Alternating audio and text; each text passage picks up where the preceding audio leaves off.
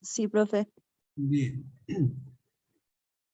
Primero, hay alguien que no comprendió lo que significa orientar una recta, orientar un plano, orientar el espacio.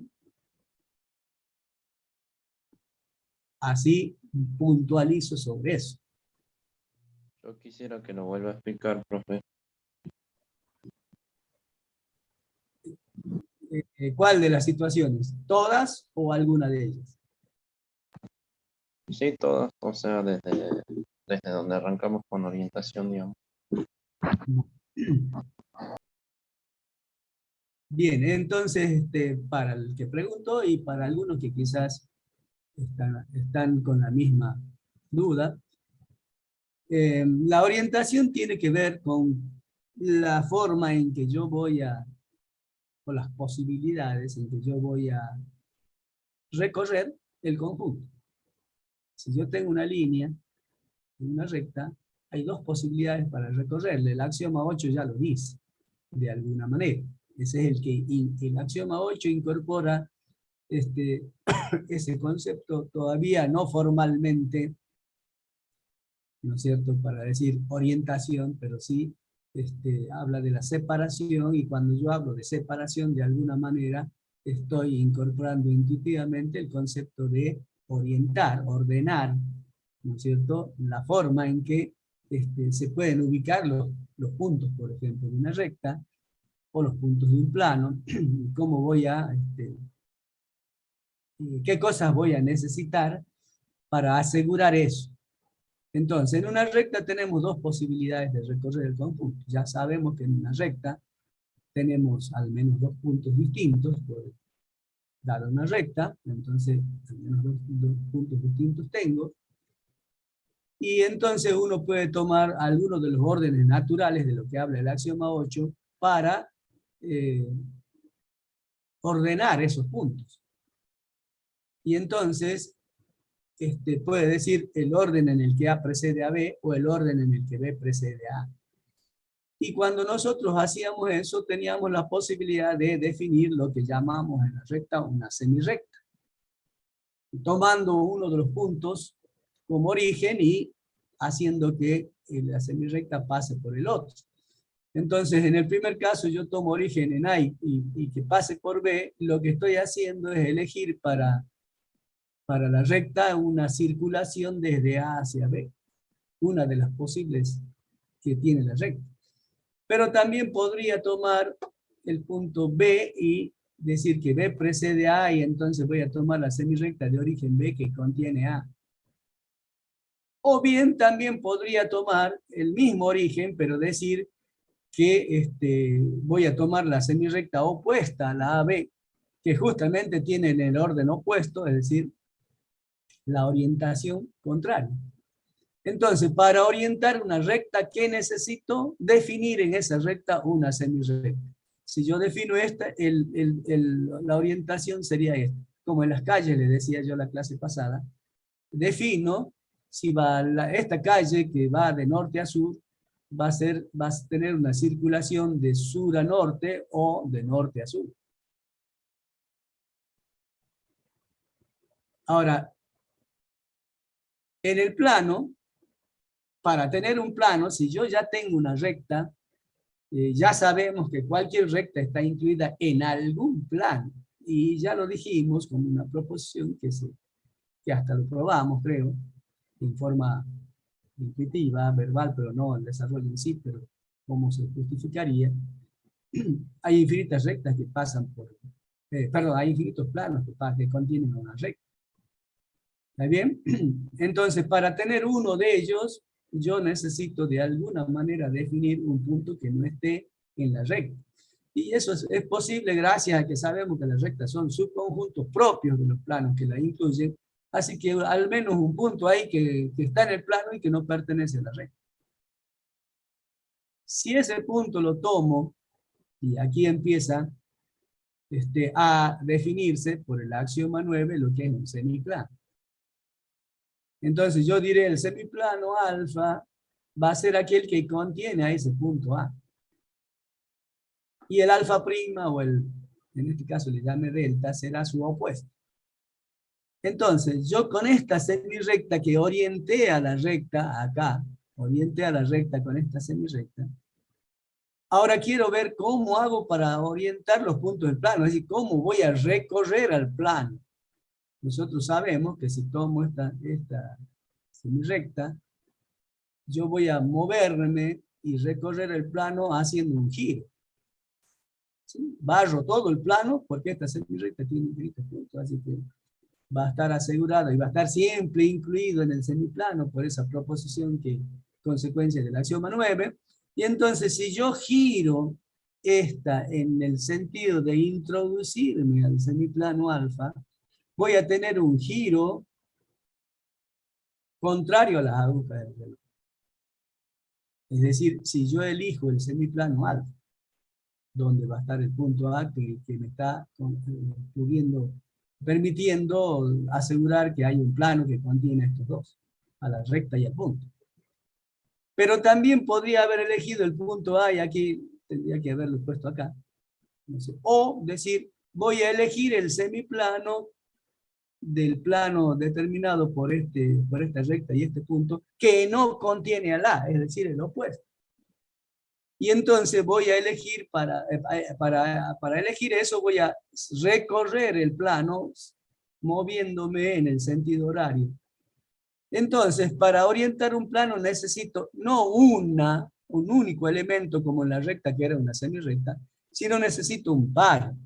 La semirrecta, para orientar esta recta, y un semiplano que me defina la circulación en el plano. Entonces va a ser un par ordenado A alfa. Ahora, pero el alfa se puede caracterizar por el punto A que yo tome. Y si tengo un punto A y tomo origen en la semirrecta, en el origen de la semirrecta A, voy a tener una semirrecta B que va a ser no colineal con A, porque el punto A no pertenece a R. Entonces tendría un par de semirrectas A, que es equivalente al par de semirrectas A alfa. ¿Está bien? Entonces yo voy a decir, voy a orientar el plano tomando la semirrecta A y el semiplano de borde R, que contiene A, ¿no es cierto? Y que contiene al punto A. Entonces ahí tengo el par A alfa. O bien, voy a tomar el par de semirrectas no colineales, la A y la semirrecta B incluida en alfa, que tiene igual origen que A y que pasa por el punto A. Ahí tengo otra forma de orientar el plano diciendo que el par orientador ahora no es una semirrecta semiplano, sino es un par de semirrectas no colineales. Y lo mismo acá. Pero acá voy a decir que la semirrecta B está incluida en el semiplano delta, que es el opuesto al alfa, porque no contiene el punto A.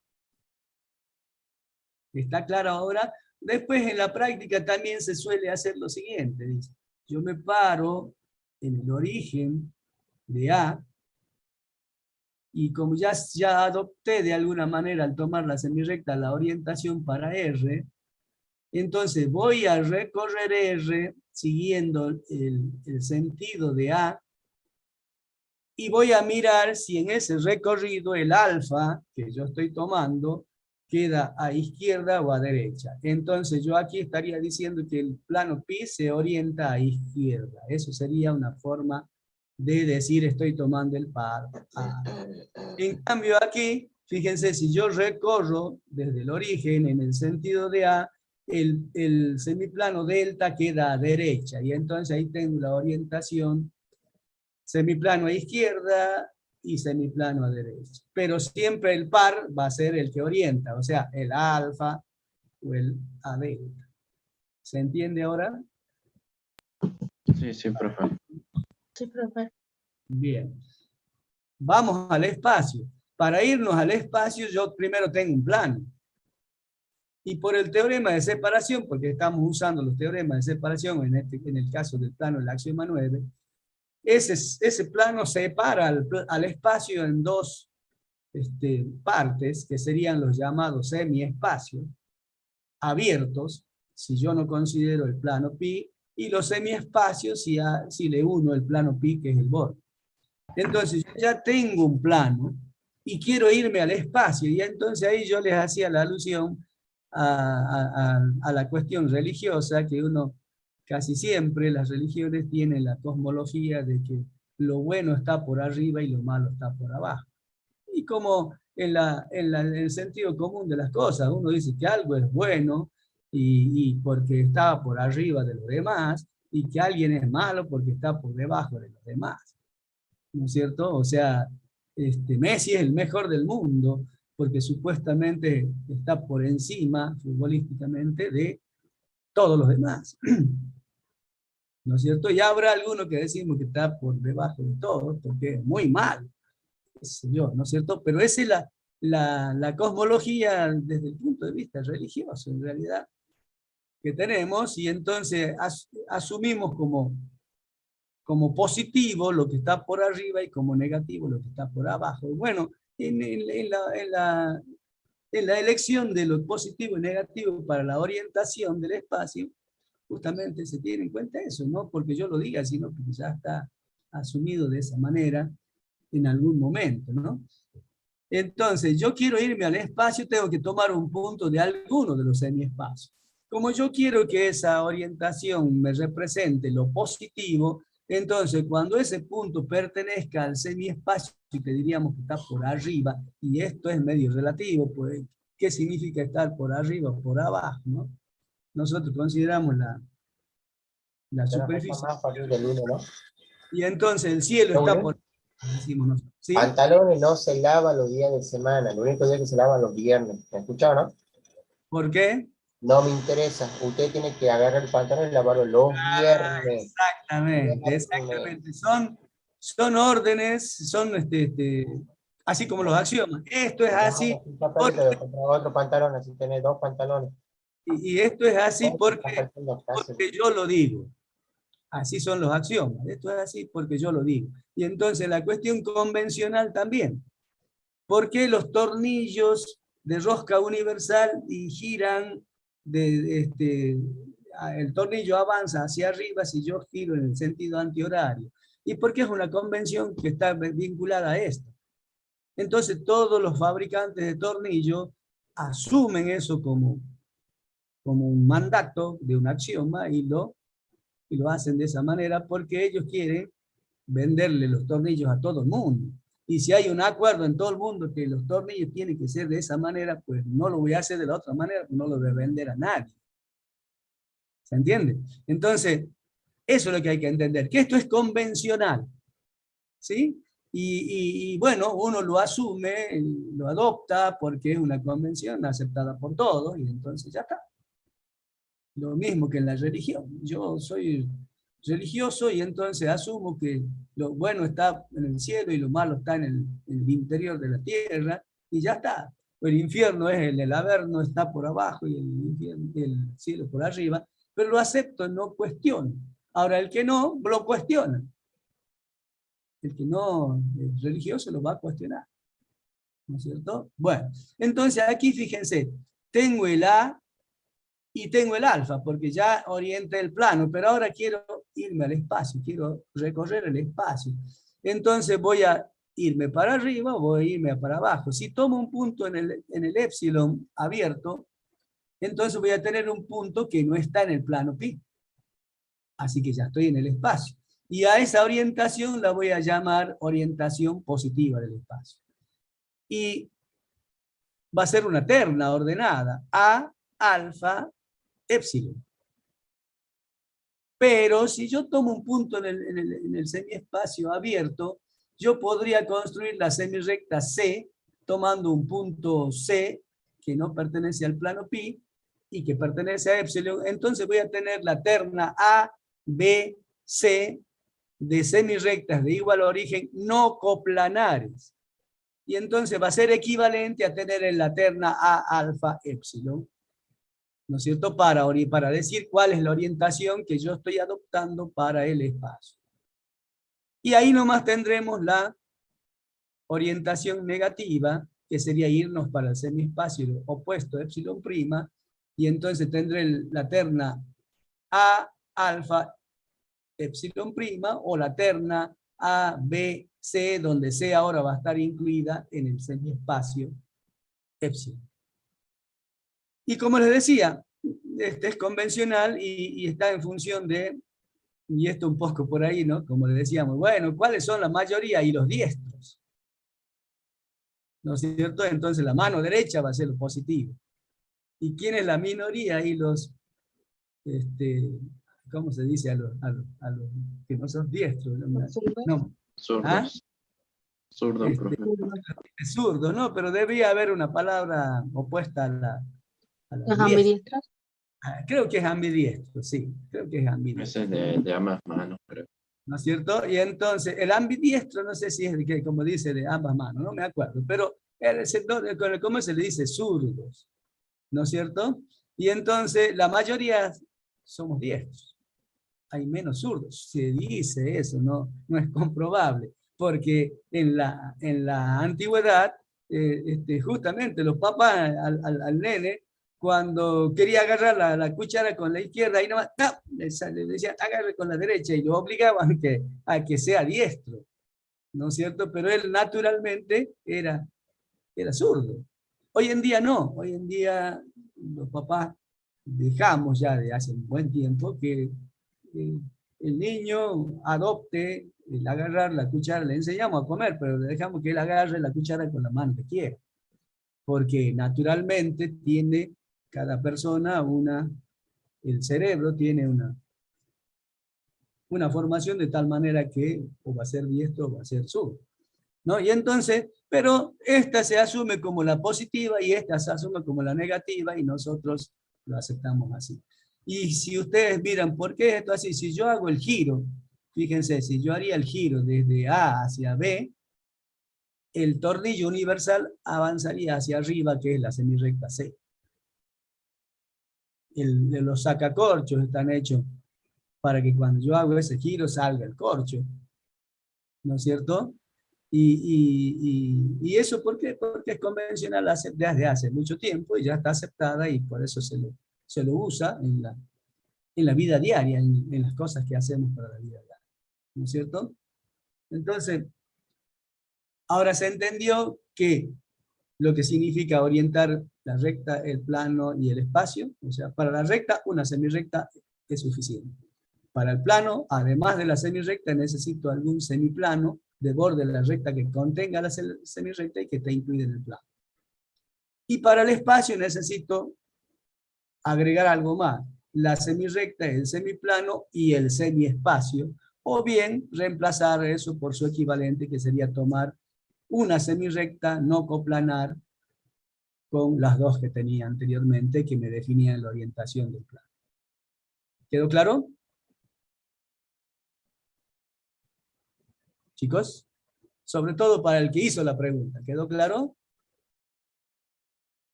Sí, profe. Bien.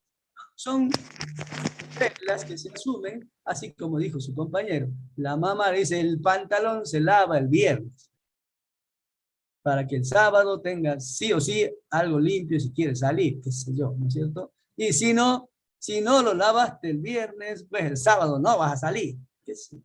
Impone reglas de conducta y que uno como es hijo y depende del padre y tiene que adoptarla, y no queda otra, porque si no, el que tiene el mando es el padre. Eso era antes también, hoy en día es medio distinto, ¿no es cierto?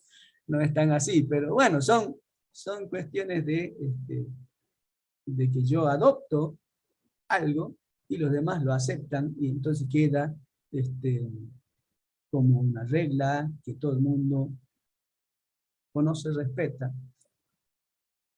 y la usa de esa manera. No va a ser la contra y va a ser lo revés porque le vi mal, como le decía.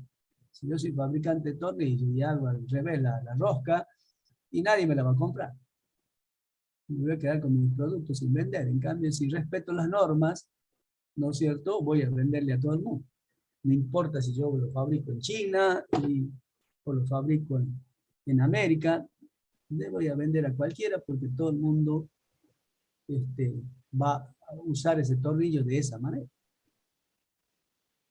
Bien, entendido esto, porque es importante la cuestión de entender esta orientación, ya que para lo que vamos a seguir viendo se usa. De hecho, en lo primero que tenemos aquí, que son las transformaciones rígidas, ya van a ver que forma parte de una de las condiciones que debe cumplir una transformación biyectiva para ser una rígida. Entonces, ¿qué son las transformaciones biyectivas? Dijimos que son los movimientos.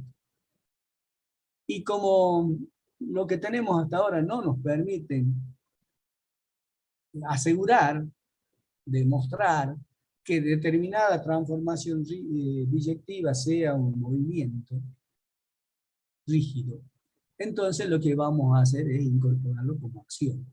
Vamos a decir, esto se va a llamar movimiento. Cuando tengamos esta transformación en el espacio, pues esto lo vamos a llamar movimiento rígido. ¿Sí? ¿Quiénes van a ser las transformaciones rígidas?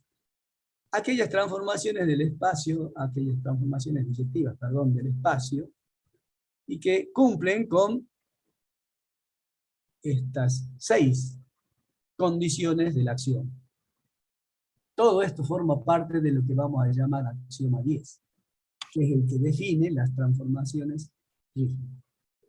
Entonces, fíjense que aquí está la tercera, la segunda, habla de la orientación del espacio. Más vale que antes sepamos qué significa orientar el espacio, cómo orientamos el espacio. Porque si no, yo cómo voy a poder hacer cumplir esa condición si no tengo esa idea, ¿no?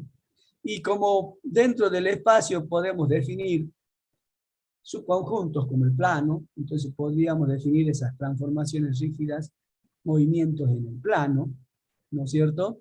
Y como por ejemplo, si yo considero la Tierra como plano, y todo movimiento en la Tierra, y es un movimiento en el plano, diríamos. Ahora, si lanzo un cohete que sale de la Tierra, ya estamos trabajando en el espacio, y entonces estamos hablando de transformaciones en el espacio. Movimientos en el espacio. Entonces, por eso habíamos incorporado los conceptos de esto formalmente, de qué significa orientar el espacio. Entonces, la primera condición preserva la alineación y el estar en. Esta es una cosa muy importante, porque nos va a caracterizar gran parte de la condición para hacer una transformación rígida. El hecho de que preserve la alineación significa que puntos alineados, cuando se le aplica una transformación rígida, van a seguir estando alineados después de transformarse. O sea, sus imágenes van a estar alineadas también. Y en consecuencia, la negación también se va a cumplir. Puntos no alineados van a tener que estar no alineados luego de transformarse. Y se va a preservar una de las relaciones que hemos definido cuando hemos trabajado en la recta, la de estar entre, ¿no? O sea, y ahí fíjense lo siguiente, ¿quién me recuerda el estar entre? Los que han rendido el cuestionario deben estar acordándose. El estar entre, los puntos que están entre dos, son puntos que pertenecen ¿a qué? ¿A quién? A ver, estoy evaluando si están haciendo las actividades y ir a clase, estudiar la teoría, hacer el práctico. Si yo digo que hay un punto P que está entre A y B, ¿a quién pertenece P? A la recta B.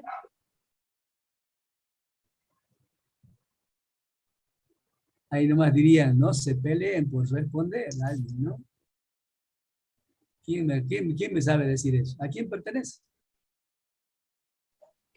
A la A la semirrecta B. recta B. A la semirrecta, dijo alguien. ¿Les parece que sí?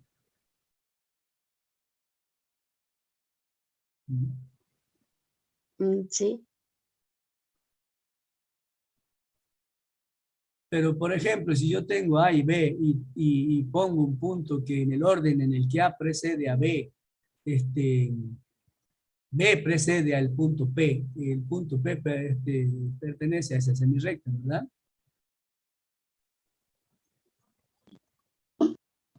Pero está entre A y B, No, y entonces No, no. pertenece a la semirrecta. ¿A quién pertenece? a la recta.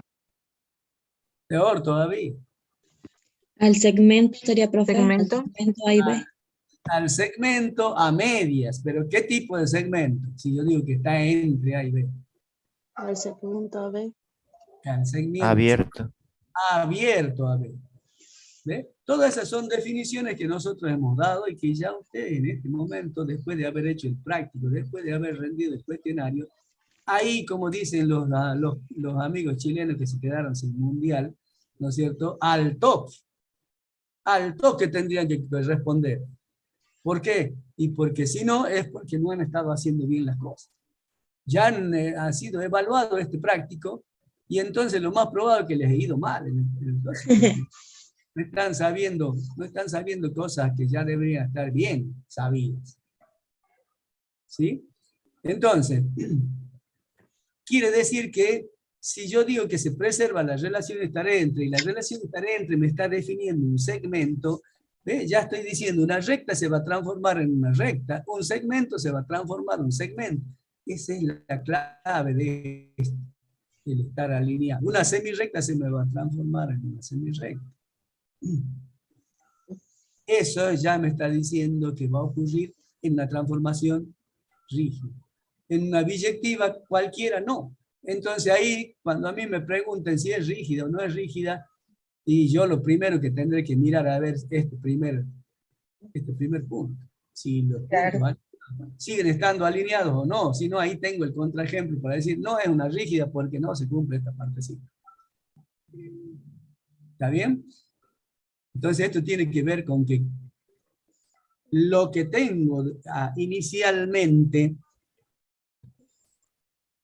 voy a seguir teniéndolo luego de la transformación, si la transformación es rígida.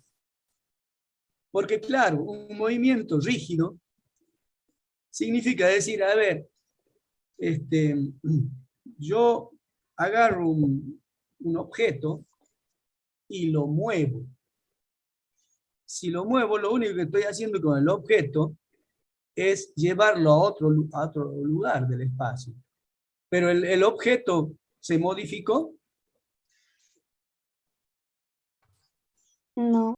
No, eso significa rigidez. Que el objeto no puede cambiar porque solo se mueve, porque es por eso se los llama movimiento. Solo se mueve. El resto de las cosas no cambian. No lo estoy deformando, no lo estoy achicando, no lo estoy agrandando. ¿No es cierto? Todo eso tiene que cumplirse para que sea un movimiento rígido, o sea, para que el objeto solamente se mueva. ¿Está bien? Entonces, todos estos 4 puntos, y salvo estos 2 últimos, tienden a garantizar eso. Lo primero, que no se deforme, porque si yo tengo una recta y lo que obtengo es una curva como resultado de la transformación, ¿qué pasó? Deformé. ¿No es cierto? Deformé al objeto, entonces a la recta la deformé y la transformé en una curva. Ya no es lo mismo, entonces ya no se preserva eso, de que sea un movimiento. Preserva la orientación del espacio. Profe, Sí. ¿y si son 3 puntos no alineados? Y por eso digo, si son 3 puntos no alineados, sería la negación de 3 puntos alineados, entonces también tiene que cumplirse, porque si no se cumpliría, ¿qué pasa? Gracias a esto que está aquí a la quinta, como dice que la inversa también es una transformación rígida, yo por la inversa podría volver a los puntos de partida, y si las imágenes están alineadas, por la inversa, gracias a la primera, las preimágenes también deberían estarlo, y ahí tenemos la contradicción. De todas las cosas, por eso tiene que quedarle a ustedes en la mente. Todas las cosas. Antes de la transformación y después de la transformación deben ser de la misma especie, diríamos. Si es un segmento, tiene que ser un segmento. Si es una recta, tiene que ser una recta. Si es un triángulo, tiene que ser un triángulo. ¿Está bien? Y ya vamos a ver que y no cualquier triángulo, por ejemplo. ¿Sí? Por el sentido de esta segunda condición, no, esta tercera condición.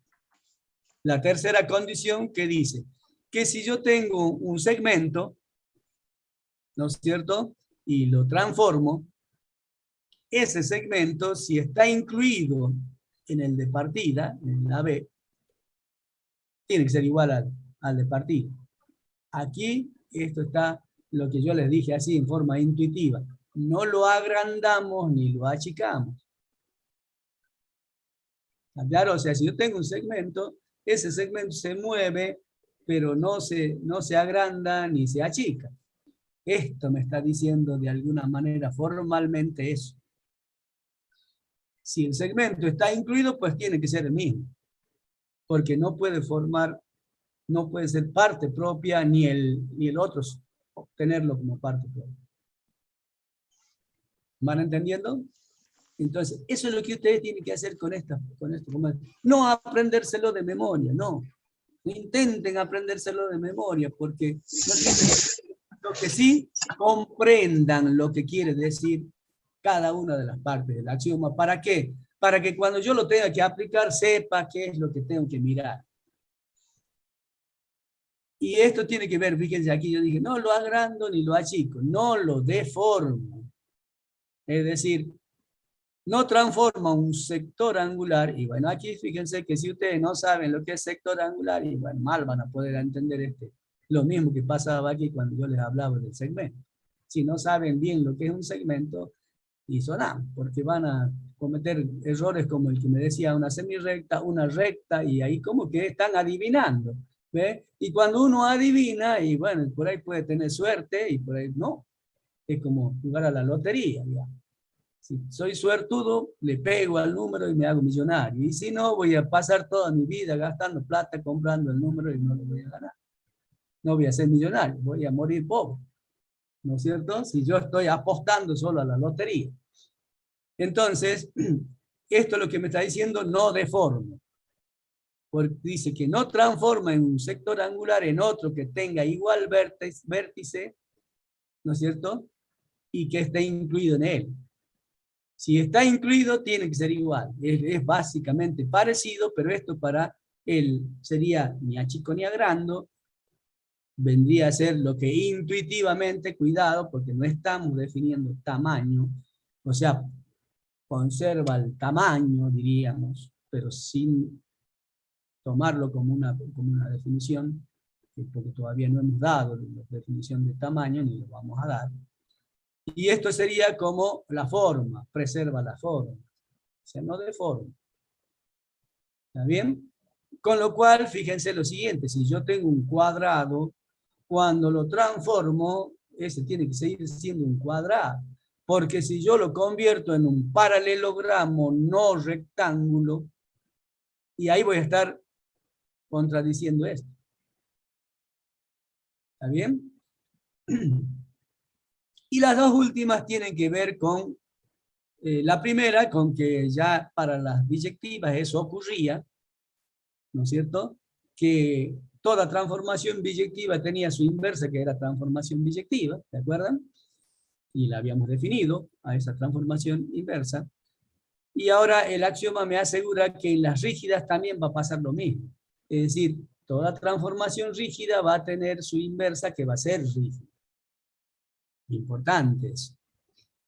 Y la 6 está de alguna manera diciéndome qué necesito yo para definir una transformación rígida.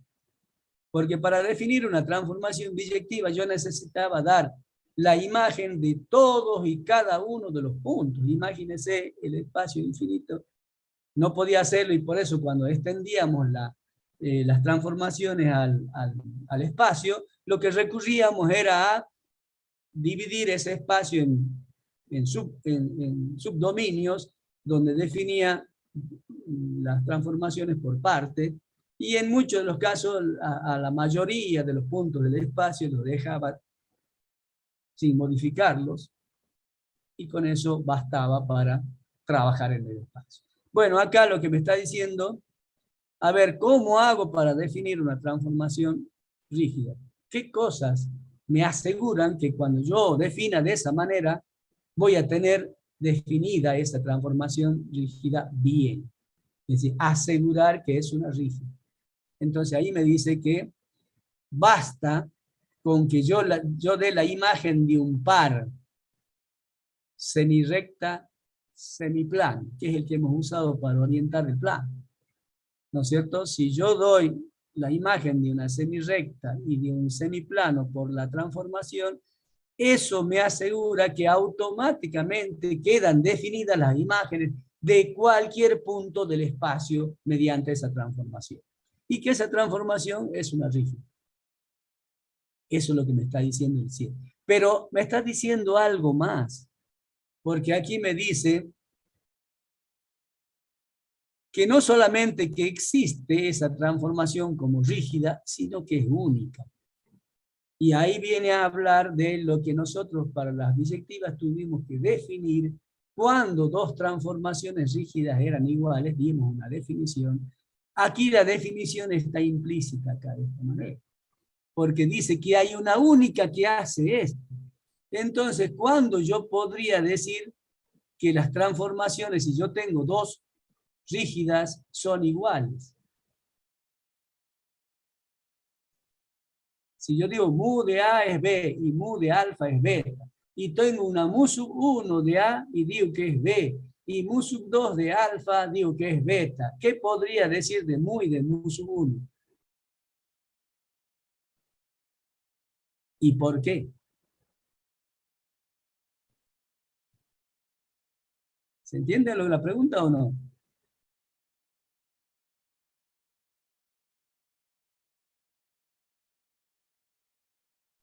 ¿Puede repetirla, profe? Decíamos que el axioma, en su parte 6, dice que yo aseguro la existencia como una transformación rígida cuando conozco la imagen de una semirrecta y de un semiplano de borde la recta que contiene esa semirrecta. Que en ese caso era un par orientador de algún plano que contenga a esa semirrecta y a ese semiplano, ¿verdad? Entonces, pero ahí aseguro la existencia como rígida. Es decir, está definida. ¿Por qué? Porque con esto yo puedo asegurar de que cualquier punto del espacio voy a saber cuál es su imagen. No me hace falta más, como en la biyectiva, que yo tenía que definir la imagen para todos y cada uno de los puntos del espacio. Aquí no hace falta. Basta con definir para este par y asignarle un par, porque claro, como es rígida, la semirrecta tiene que convertirse en una semirrecta y el semiplano tiene que convertirse en un semiplano, porque si no ya no estaría a otros. Y entonces, pero con eso basta. Pero también dice que es única. Entonces la pregunta es, ya no vamos a dar una definición de cuándo dos transformaciones rígidas son iguales, porque el axioma ya me lo está diciendo. Como dice que es única, entonces si yo vengo y les digo, hay una mu sub 1 que a A le hace corresponder B y a alfa le hace corresponder beta. ¿Qué podría decir de mu y de mu sub 1? ¿Que es la misma transformación rígida? Que son iguales, ¿ve? Aquí está definido de alguna manera la igualdad de transformaciones rígidas. Dos transformaciones rígidas van a ser iguales cuando aplicados a un mismo par semirrecta, semiplano de borde de la recta que contiene a la semirrecta, lo transforman en un mismo par, o dan la misma imagen para el par. Como el axioma dice que esa es única, entonces estas dos que yo estoy diciendo no son más que la misma, son dos nombres para la misma transformación rígida. ¿Quedó claro? Entonces, Cada vez que yo quiera probar que dos transformaciones rígidas son iguales, pues aquí está la clave, en el axioma 10.6, en la unicidad de una transformación rígida definida como hace falta, dando sus correspondientes imágenes de un par semirrecta y semiplano. Bien. Vamos a ir haciendo como presentación por aquí.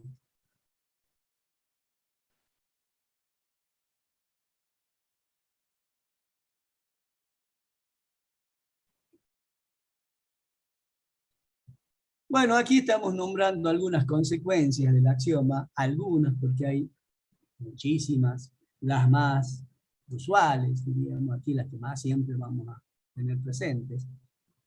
Y esto está en relación a cada uno, a todos y cada uno de estos 6 incisos correspondientes a la acción.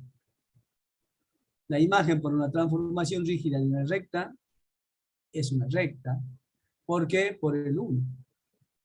Porque los puntos alineados se mantienen alineados después de la transformación. Y lo mismo va a pasar con la semirrecta y con el segmento. La semirrecta y el segmento van a tener que ver también con la segunda parte de esto. Es decir, no solamente que se preserva la alineación, sino que se preserva la relación estar dentro. Y como nosotros ya sabemos que la semirrecta y el segmento podemos expresarlo usando la relación estar entre, por comprensión, entonces podemos rápidamente mostrar que eso es cierto. Bueno, etcétera. Respectivamente, un segmento y una semirrecta, recta, planos, se transforman en eso, en lo mismo, en la misma especie. Recta, semirrecta, segmento, plano, semiplano, triángulo, ángulo. O sea, en cuanto yo vea que un objeto se transforma en otro diferente a él, que no es de la misma especie, ya automáticamente tengo la posibilidad de buscar qué parte del axioma no se cumple y refutar esa afirmación de que es una rígida, por ejemplo. ¿Qué otras cosas más? Las transformaciones rígidas preservan los puntos y conjuntos especiales, claro, porque si yo digo que es origen de una semirrecta, y la semirrecta se transforma en una semirrecta, y la relación estar entre se preserva, pues el origen tiene que transformarse en origen. El borde de un semiplano también tiene que transformarse en un borde, porque las rectas se transforman en recta, ¿no es cierto? Entonces, los vértices de un triángulo tienen que transformarse en vértices del triángulo imagen, y así sucesivamente. Las transformaciones rígidas preservan la no alineación, y esto es una consecuencia de la alineación, como yo le decía, usando el punto 5. Preservan las formas, esto tiene que ver con el punto 4. No deforma, no puedo deformar. Un cuadrado no puede transformarse en un paralelogramo no rectángulo, porque el cuadrado es un paralelogramo rectángulo.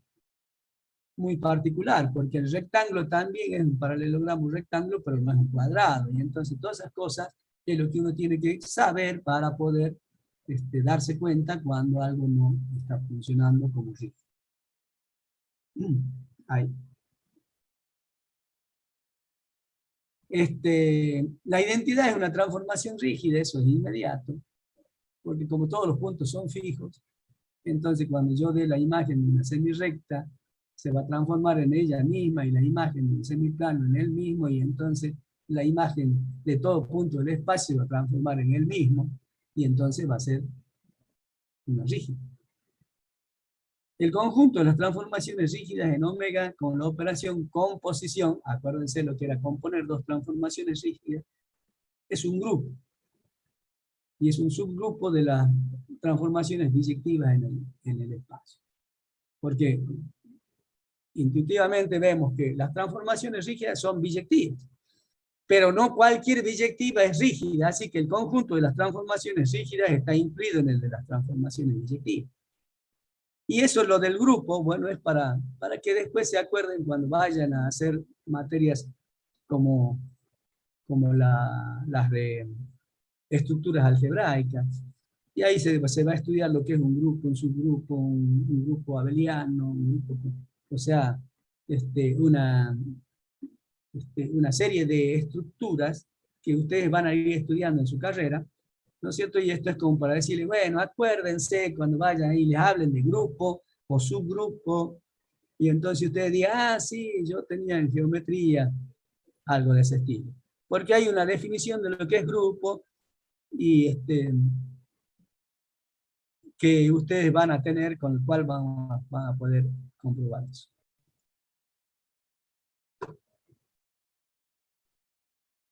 Bueno, aquí está justificado que una semirrecta se transforma en una semirrecta, y de la misma manera ustedes pueden justificar cualquier otra cosa. Esto es como un ejemplo.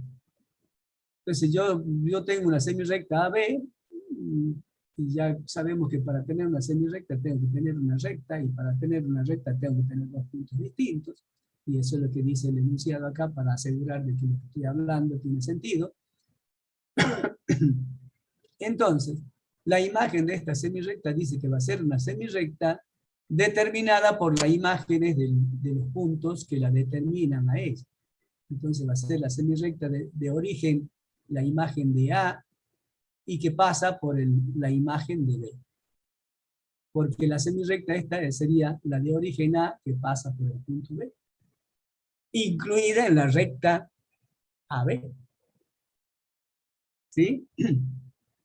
Entonces, el hecho de que la recta se transforme en una recta ya la estamos usando acá, porque ya sabemos que puntos alineados van a parar a puntos alineados, así que, y además sabemos que por ser biyectiva la imagen de un punto es única, entonces la imagen de A es único y la imagen de B es único, y si A y B son distintos, la imagen de A y la imagen de B tienen que ser distintos, porque es biyectiva, y entonces por dos puntos distintos hay una única recta, así que la única recta va a ser la determinada por mu de A y mu de B. Eso ya lo estamos asumiendo. Entonces ahora, como la semirrecta es un subconjunto de la AB, la podemos definir usando algún orden elegido para AB. Entonces podemos elegir el orden en el que A precede a B y trabajar con él. Definida esa semirrecta, es uno de los puntos que se les pedía en una de las preguntas de desarrollo. Les daban un orden para la recta ya y les pedían definir la semirrecta usando alguna relación de orden asociada a ella, si no era exactamente ella. AB, ¿quién es AB? Son los X de la recta AB, pero no cualquiera, sino ¿quiénes? Aquellos que o es igual a A, o en el orden elegido A precede a E. Me van siguiendo, ¿verdad? Esto es simplemente por definición de la semirrecta usando el orden elegido para la recta AB. Ahora, pero esto es en el precede, pero como a mí el axioma me habla del estar entre, no me sirve, porque yo no sé si preserva o no preserva la relación precede A, de hecho no la va a preservar, ¿no? Pero el orden sí preserva, así que entonces me conviene escribir la semirrecta AB usando la relación estar entre. Entonces, ¿cómo va a ser definida la semirrecta AB? X igual a A, o X está entre A y B, o B está entre A y X. Esa es la razón por la que nosotros lo hacemos trabajar definiendo la semirrecta o los segmentos usando cualquiera de las relaciones, porque por ahí me puede servir más una y la otra, depende qué es lo que esté haciendo. En este caso, me conviene y me sirve la relación estar entre, no me sirve esto. Porque fíjense, ahora yo tengo un conjunto definido acá de esta manera, y yo, si le aplico la transformación a este conjunto, es aplicarle la transformación a su igual, que es este. ¿Está bien? ¿Por qué? Y porque como las biyectivas son perdón, las rígidas son biyectivas y las biyectivas preservan la pertenencia, entonces, si yo le aplico a cualquier punto de esto, como se va a preservar es a aplicarle a cualquier punto de su igual, como se va a preservar la pertenencia, entonces eso se cumple, ¿no? Y ahora ya tengo la imagen de AB, va a ser a la imagen de todo este conjunto. Pero aquí voy a usar todas esas propiedades de las biyectivas. Entonces, como esto es una unión, porque esto, o esto, y las biyectivas preservan la unión, ¿que no? Entonces yo puedo aplicarle la transformación a cada uno de estos conjuntos que están en la unión. Entonces va a ser los X que pertenecen a la imagen de AB, porque también por la preservación de la pertenencia, tal que la imagen de X es igual a la imagen de A, o la imagen de X está entre la imagen de A y la imagen de B, o la imagen de B está entre la imagen de A y la imagen de B. ¿Está bien? Entonces, pero resulta que ahora este conjunto, como ya sabemos que la recta se transforma en una recta y está determinado por los puntos, las imágenes de los puntos que determinan la recta que se transforma, entonces aquí estoy usando eso como cierto. Entonces la imagen de X va a pertenecer a la imagen de A, imagen de B recta. Tal que la imagen de X igual a esto, todo esto que está acá. Pero entonces aquí estamos definiendo en la recta mu de A, mu de B, la semirrecta, esta que está definida aquí. Pero ¿quién es esta?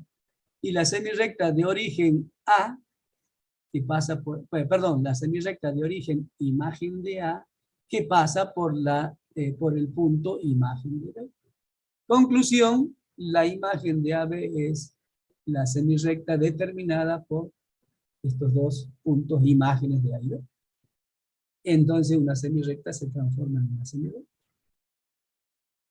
En el texto está hecho de otra manera, que es equivalente a esta, por supuesto. ¿Sí? Así que ustedes no necesariamente las demostraciones se hacen de esta manera. Uno puede usarla, hacerla siguiendo distintos caminos y eso también tiene que aprender. Si alguien ya la ha visto, la demostración de esto quizás en el texto, no sé si, creo que está, no me acuerdo bien, pero no está de esta manera. Profe, Sí, ¿cómo nos damos cuenta que una biyectiva es una rígida? por eso. ¿Tiene que cumplir todas las condiciones anteriores? Tiene que verificar todos y cada uno de los axiomas. Si yo veo que alguna de las situaciones que habla el inciso I, el inciso 2I, no se cumple, listo. Por ejemplo, ¿se acuerdan cuando di el ejemplo de transformación biyectiva y calculamos la imagen de un segmento? Y la imagen de un segmento me dio la unión de un punto, un conjunto unitario que tenía un punto con un segmento abierto. Y ese punto no pertenecía a ese segmento. Entonces, la imagen de ese segmento me dio un segmento. No. No, y listo, ahí tengo para buscar el contraejemplo para decir no se preserva la relación estar entre. Ni la alineación posiblemente, si el punto no está en el segmento. ¿Lo ven? Entonces yo cuando tengo una biyectiva, tengo que analizar qué es lo que hace esa biyectiva y entrar a mirar, a ver, los que están alineados siguen estando alineados, un segmento no se transforma en algo que esté formando parte propia del mismo, hay algún ángulo que es tal que su sector angular se transforma en otro, o sea, se deformó, no se deformó, se alargó, se achicó con la cuestión de ser parte propia. Entonces, eso no voy a decir se alargó, se achicó, esto estoy hablando en forma intuitiva, para analizar y decir, aquí está la situación y aquí está el contraejemplo. ¿Está claro? Esa Sí, es la profe. forma. Esa es la forma de darse cuenta. Analizar cómo está definida la biyectiva y entrar a mirar cada uno de los axiomas para ver si efectivamente se cumplen o si tengo la posibilidad rápida de mirar que no se cumple. Por ejemplo, a ver, vamos a escapar aquí. Vamos a compartir para poder escapar. Y vamos a ir al GeoG.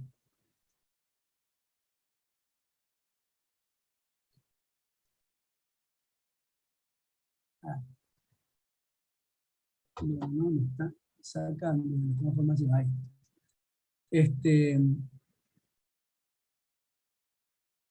Si yo voy al GeoGebra, o capaz que no. Vamos, no hace falta ir al GeoGebra. Vamos a ir mejor a la clase pasada, donde me di el ejemplo. A ver.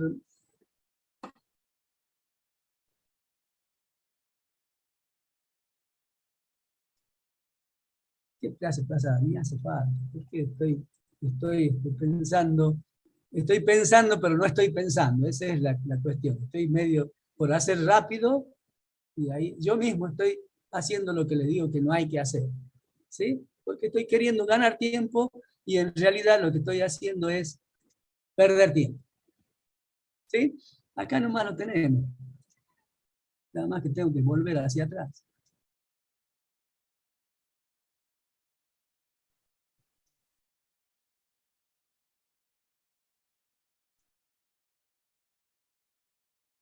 Acá está.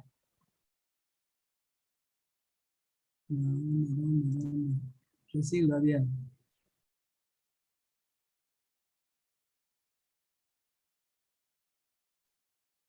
Aquí, fíjense. Habíamos definido la transformación biyectiva en el espacio medio. Disculpe, ¿dejó de compartir pantalla? Y sí, ya vuelvo al compartir.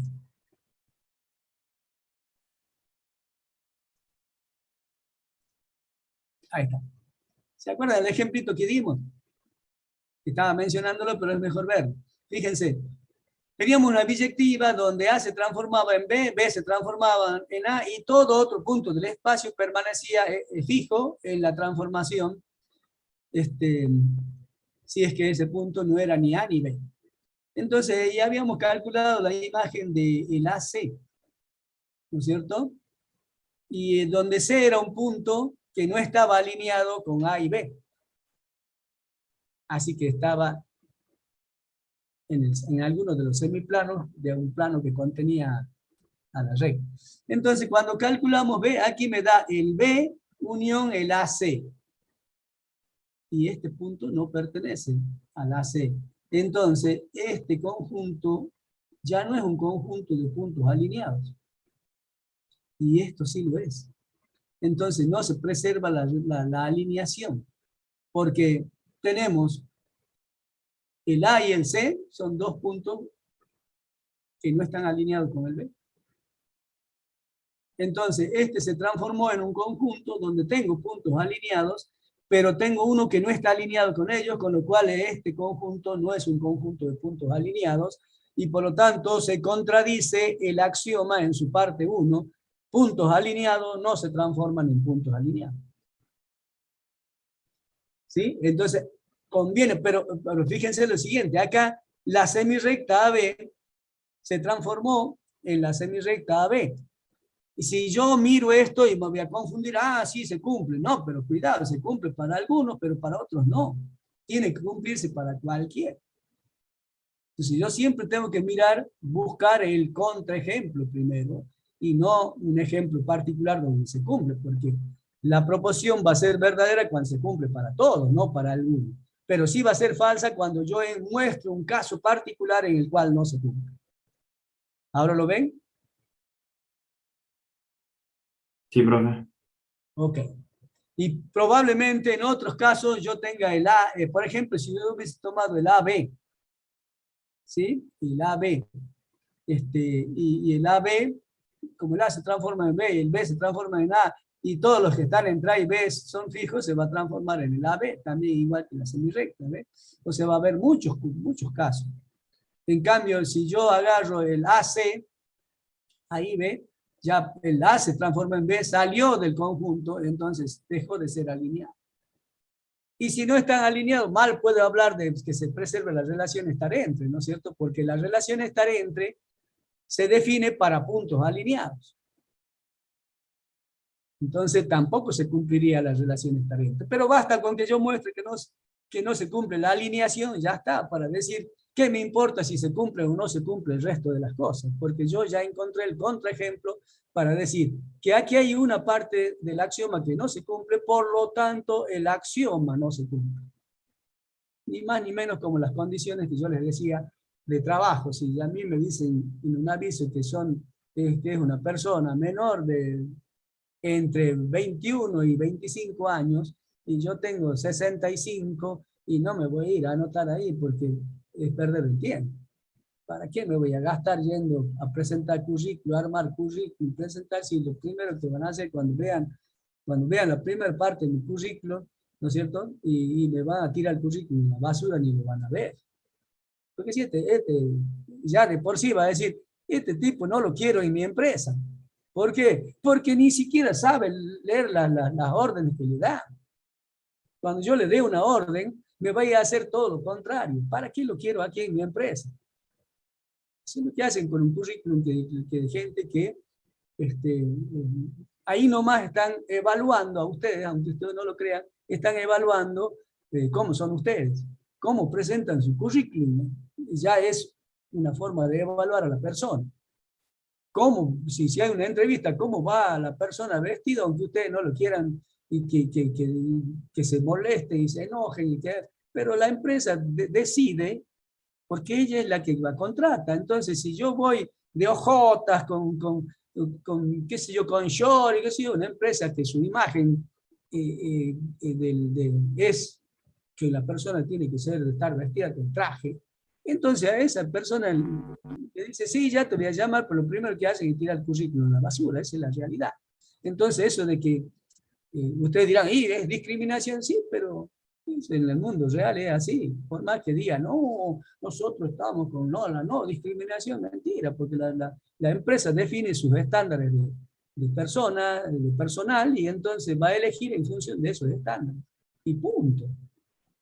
Y ella no va a decir que la ha discriminado porque ha ido de ojota, va a decir que el otro tenía currículum mejor que él, el de él, y listo. ¿Se entiende, verdad? Hago alusión a cosas reales para que ustedes entiendan de cómo es la situación. O sea, no tengo que perder el tiempo queriendo hacer algo que no tiene sentido. Tengo que centrarme en qué de estas condiciones, si algunas no cumplo.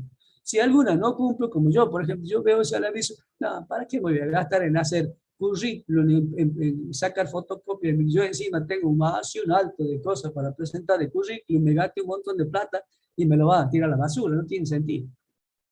De esa manera hay que trabajar.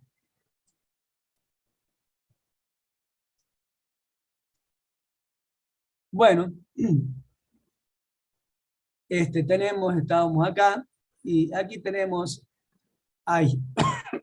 como le decía, un montón de consecuencias del axioma, y aquí se las nombra como propiedades. En realidad serían algunas de esas consecuencias enunciadas como proposiciones, nada más, pero que hay infinidad de cosas para sacar como consecuencia de ese axioma.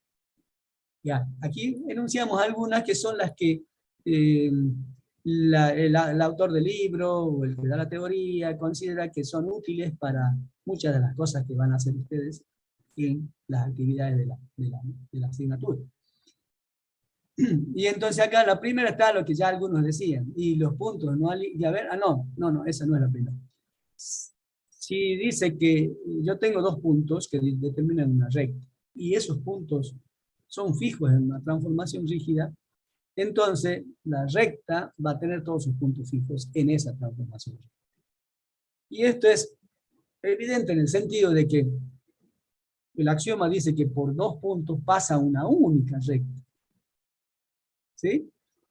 Y además, por lo que sabemos del axioma, la imagen de una recta es una recta por la primera parte de la alineación, y es la recta determinada por las imágenes de los puntos que determinan la recta preimagen.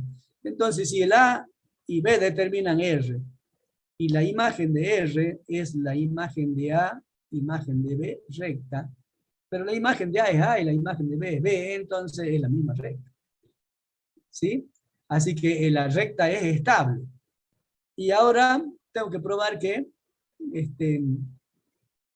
los puntos distintos de A y B, cualquiera de ellos, también es un punto fijo. Y basta con tomar uno cualquiera, ¿no es cierto?, y mostrar que es fijo.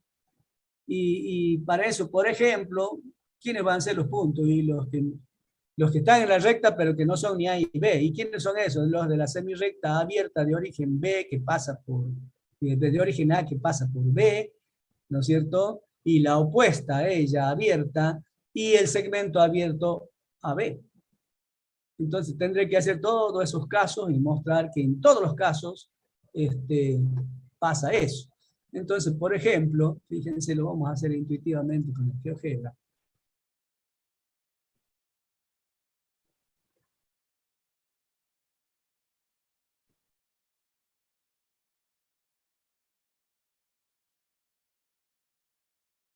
Demora. ¿Están viendo el GeoGebra o no? Sí, profe. Sí, profe.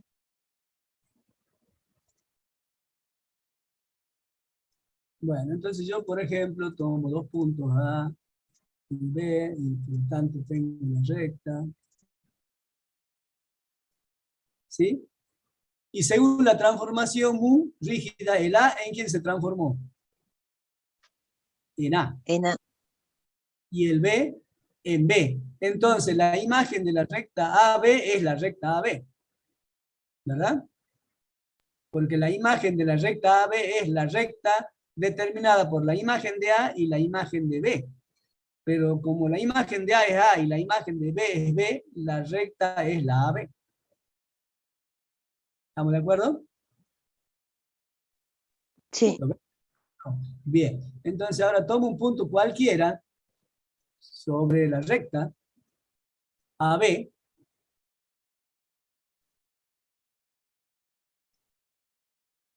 Y lo voy a llamar a X para que se entienda que es cualquiera.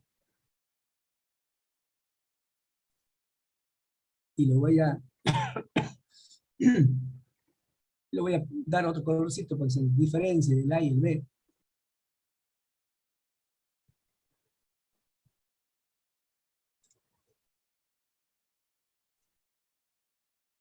Y entonces, fíjense, vamos a considerar el caso más simple, que esté entre. Vamos, son tres casos posibles: los que están en la semirrecta abierta de origen A opuesta a la que contiene a B, los que están entre A y B, o los que pertenecen a la semirrecta de origen B, que contiene A opuesta a ella, perdón, abierta, las que están de este lado, ¿verdad? O están acá, o están entre, o están acá. ¿Sí? Entonces, pensemos aquí.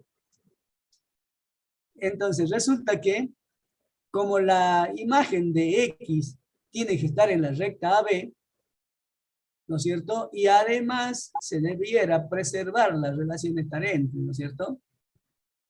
Eso es lo que debe ocurrir. Entonces yo tendría que ser que el X tiene que estar entre A y B.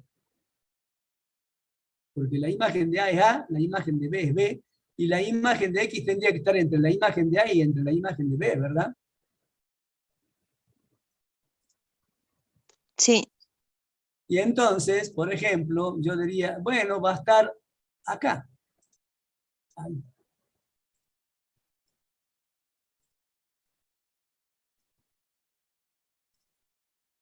Este va a ser la imagen del X, el X'. Tiene que estar en algún lado.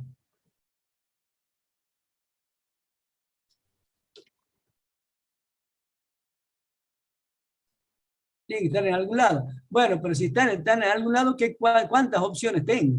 Y podría ser que esté entre A y X, o que el X, es que esté entre X y B, o podría ser X. Son las tres posibilidades que tengo, ¿no? O está acá, o está acá, o está acá, ¿que no? Para que se preserve la relación estar dentro, tiene que estar acá. Porque si no está acá, chao, ya directamente, no, estos dos casos ya no podría ser, porque la relación está dentro y no se preservaría. Así que vamos a ver qué ocurre acá. Entonces, fíjense que si yo vengo y tengo esta situación, el A ¿en quién se transforma? En A. Y el X se transforma en X'. ¿En quién se transforma el segmento AX?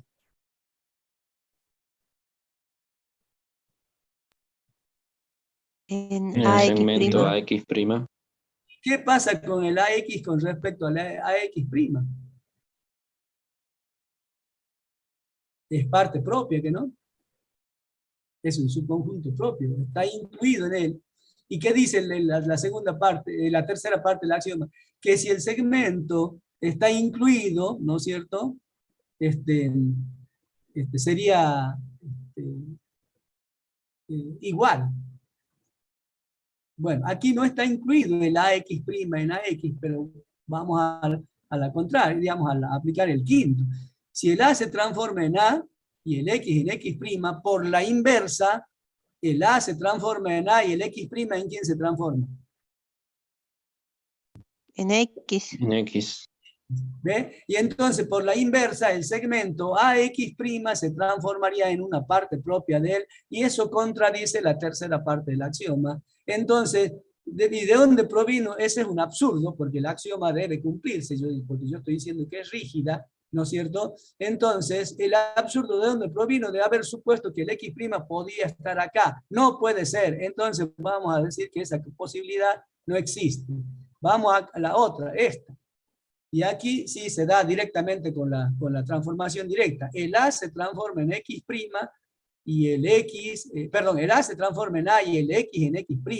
Entonces el AX se transforma en AX', por la directa estaríamos contradiciendo esta parte del axioma 3, el inciso 3, y entonces eso es un absurdo porque es rígida. Y entonces el absurdo provino de haber supuesto que el X' podía estar acá, descartado este y descartado este. ¿Quién sería el X'?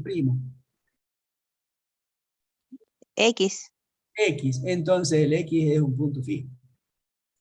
Y como este X es cualquiera, ¿no es cierto? Porque yo estoy considerando el caso pero si tomo acá va a ser lo mismo, si tomo acá va a ser lo mismo. Aquí ya directamente la relación está dentro, no se va a cumplir. Entonces yo ya estoy diciendo que todos los puntos de la recta AB son fijos en esa transformación. ¿Está claro? ¿Ve cómo uno va usando parte del axioma para decir esta situación es donde no se cumple y por lo tanto esa suposición que estoy haciendo es absurda porque yo estoy trabajando con una información. La transformación es rígida. Entonces, yo lo que estoy suponiendo es que puede ocurrir lo contrario y en esa suposición contradigo el axioma y eso no puede ser porque el axioma es verdadero, ya que es rígido. ¿Lo ven?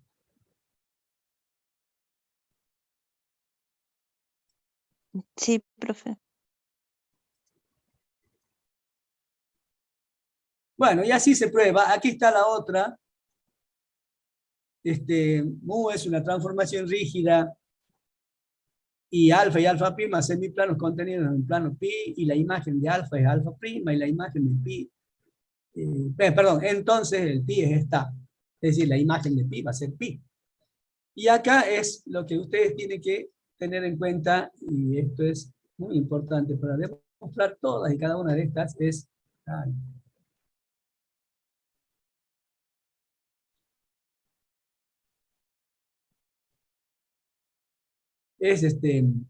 que tiene que asumir que tenemos una rígida, así como lo hice yo anteriormente. Entonces, si tenemos una rígida, todas las partes del axioma se tienen que cumplir. ¿Está bien? Entonces yo puedo jugar con la suposición de que alguna situación particular se da y mostrar que contradice el axioma. Entonces acá también tengo que suponer que todas las cosas que yo tengo como información de partida antes de aplicarle la transformación deben preservarse después de aplicada la transformación. Entonces, fíjense, aquí dice que alfa y alfa prima son semiplanos contenidos en un plano pi y que la imagen de alfa es alfa prima. Entonces uno tiene que decir, la imagen de un semiplano siempre es un semiplano.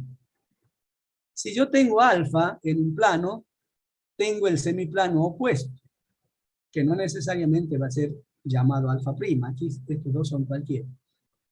Y yo sé que dos semiplanos opuestos, si les aplico la transformación, ¿no es cierto?, se tiene que transformar en semiplanos opuestos.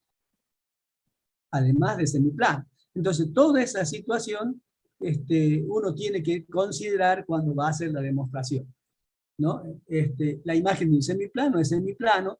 Entonces, yo acá voy a suponer, voy a decir quién es alfa prima, es contenido. Ahora, aquí puede ser que el alfa prima sea el opuesto de alfa, o que el alfa prima esté contenido en alfa, ¿no es cierto? O que el alfa contenga alfa prima, o sea, todas las posibilidades que tengo para hacer la demostración. No nos vamos a detener en hacer todas las demostraciones, no sé si tengo algunas hechas aquí como para que tengan como ejemplo, pero cuando vayan a hacer estas demostraciones siempre tengan presente eso. Es una rígida, por lo tanto, todo lo que dice el axioma se cumple, y en función de la información adicional que tengo, yo voy a ir haciendo la justificación. Veamos a ver si qué ejemplos tengo desarrollado como para que vean.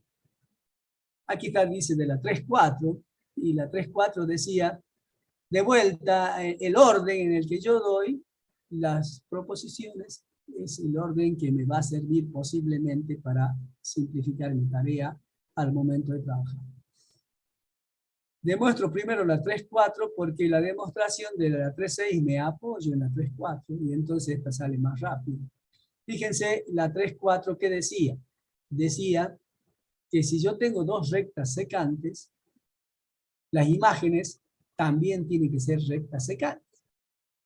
Porque claro, si es rígida tiene que preservar las cosas. Si tengo rectas secantes, sus imágenes son rectas y también tienen que ser secantes.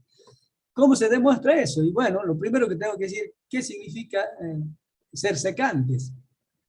Por definición, dos rectas son secantes si la intersección es un conjunto unitario. Entonces paso de tener la información rectas secantes a otra información que me va a ser más útil. ¿Qué tengo aquí? Una intersección, ¿no es cierto? Y de igualdad de conjuntos. Si yo le aplico la transformación a estos dos conjuntos que son iguales, sus imágenes también tienen que ser iguales, porque es una biyectiva, ¿no es cierto? Se preserva la pertenencia, y si se preserva la pertenencia, se preserva la inclusión, y si se preserva la inclusión, se preserva la igualdad. Así que eso se cumple, por ser biyectiva, ya que es rígida. Todas las propiedades de las biyectivas las tienen las rígidas. Pero como esta es una intersección y es una biyectiva, yo puedo hacer la intersección de sus imágenes, es decir, preserva la intersección. Y aquí es la imagen de un conjunto, no es más que el conjunto formado por las imágenes de sus puntos, por definición de imagen de un conjunto. Entonces acá estoy usando propiedades de que preserva las rígidas por ser biyectivas la intersección y definición de imagen de un conjunto en una biyectiva, que es la rígida. Bueno, y yo llamé R' a la imagen de R, que va a ser una recta, y S' a la imagen de S, que también va a ser una recta, y P' a la imagen de P, que también va a ser un punto. Entonces, estoy diciendo de que la intersección de las rectas imágenes de R y S es un conjunto unitario. Por lo tanto, por definición de rectas secantes, puedo afirmar que R' y S' son secantes. Fíjense que acá está aplicada la misma definición de forma distinta, ¿no? Que es lo que hicimos cuando yo les decía, una definición es una equivalencia. Entonces yo voy a aplicar la misma definición en función de cuál es la información que tengo. Aquí tenía la información que eran secantes. Ah, si son secantes, entonces, por definición, su intersección es vacía. Y aquí tengo la información que la intersección de dos rectas es un conjunto unitario. Entonces, por definición, las rectas son secantes. ¿Lo ven? Como les decía, cuando yo les expliqué lo que significaba aplicar una definición, que lo que tenía que fijarme cuál es la información que tengo para saber si aplico la directa o aplico la recíproca. Pero todo está en la misma definición. Ya está la demostración de esto, que es sencilla. Fíjense, lo único que tengo que hacer es aplicar la transformación y tener en cuenta que es rígida, y si es rígida es biyectiva, y todas las cosas, todas las propiedades de la rígida y de las biyectivas se tienen que cumplir. Vamos a la 3.6 que decía lo mismo, pero para rectas alabeadas. ¿No? Si las rectas R y S eran alabeadas, sus imágenes, R' y S', por la transformación U, que es rígida, también tienen que ser alabeadas. Y entonces acá vamos, ¿qué significa que sean alabeadas? ¿Quién me dice eso? Que no comparten plano. Que no son planares. Que no ¿Sí? existe ningún plano que las contenga. Bueno, esa afirmación es más complicada. Quédense con la que le di yo. No son coplanares. ¿Sí? Que es más fácil. ¿Qué significa? Porque uno sabe que son coplanares. ¿Sí? Porque es decir, no existe ningún plano que los contenga, entra mucho a jugar la cuestión de las negaciones lógicas, y ahí muchos de ustedes que están recién manejando la lógica patinan y pegan el error, ¿no? Entonces, mejor decir, no son coplanares. ¿Por qué? Porque la negación de no son coplanares, ¿cuál es? Si yo digo 2 veces no, ¿qué cosa es? Son coplanares. Son coplanares. Coplanares, es decir, no es sí. Creo que les dije. Así que cuando le pregunten algo, nunca digan no. Porque puede el otro ser bien lógico y decir, ah, me dijo sí. ¿Está bien? Entonces, y puede basarse en la lógica para decir que tiene razón. Cuando uno quiere decir no, lo dice una sola vez. Como decían los viejitos de antes, los abuelos. Si le va a decir no a tu hijo para algo, le dices una sola vez.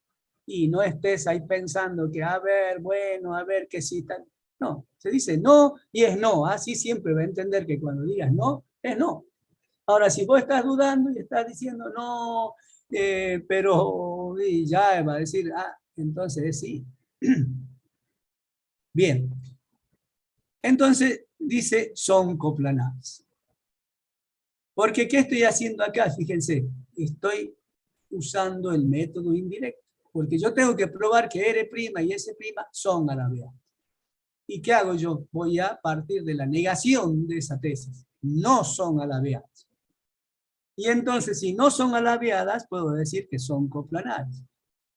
Pero si son coplanares, ya nosotros sabemos que las coplanares o son las secantes o son las paralelas. ¿Sí? Entonces tengo 2 posibilidades para las coplanares, que sean secantes o que sean paralelas. Vamos a esto. Pero si R' y S' son secantes, entonces sus imágenes por la inversa, que es una rígida, también debieran ser secantes, ¿no?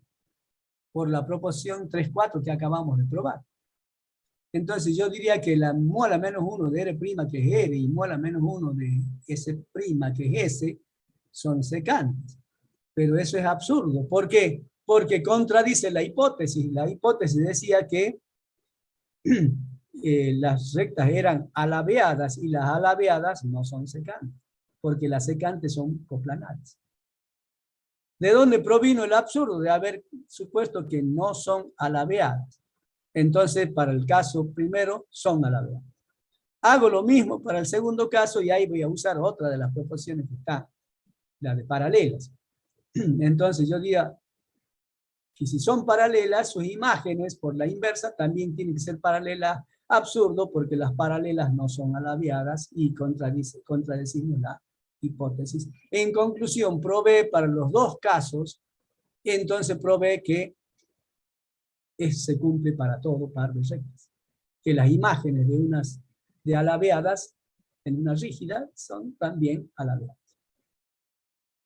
¿Ven cómo cuando uno sigue la consigna de decir qué tengo que demostrar, cómo lo voy a hacer, por qué voy a hacer el método indirecto, por qué no el directo, y va recordando, por supuesto, las herramientas que tiene, que son previas, las demostraciones son simples.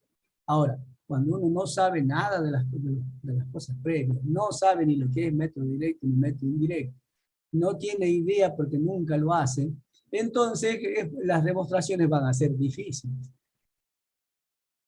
Cuando uno no está acostumbrado, digamos, a que le pidan explicaciones, en cuanto se las piden, uno no sabe qué hacer. Ni más ni menos que de repente en las parejas, ¿no es cierto? Alguna de las parejas siempre sale y nunca la otra le pide explicaciones de dónde va, qué es lo que ha hecho, ¿no es cierto?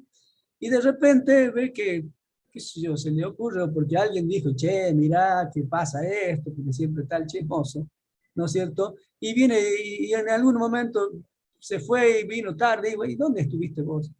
Y cuando le hacen la pregunta, cuando uno nunca está acostumbrado a que le hagan ese tipo de preguntas, ¿qué hace? Titubea. Y en cuanto tuvo dudas, empieza a complicarse la vida. ¿O no? ¿Sí o no? En la realidad de las situaciones de ese tipo. ¿Es así o no? Es así. Porque en cuanto me han hecho una pregunta y así de sopetón encima, digamos, que no me la esperaba porque nunca me la hicieron, nunca estuve acostumbrado a que me la hagan, me pidan explicaciones, y cuando las tengo que hacer no sé cómo hacerlo, entonces entro a decir cualquier cosa, y en ese decir cualquier cosa, chao. Uy, porque dije algo que es comprobable que no es cierto, y ahí morí.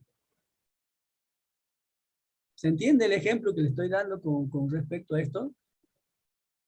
Entonces, uno tiene que acostumbrarse a justificar las cosas. A que alguien les pregunte, ¿por qué estás diciendo eso? ¿Y cómo sabes que es así?